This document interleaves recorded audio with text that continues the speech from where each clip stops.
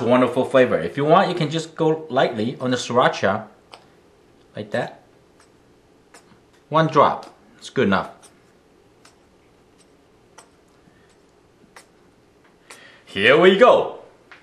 Look at this. You can use this for like a Super Bowl this Sunday too, for this recipe. Jared, good luck to you. It's got a punch of flavor right here.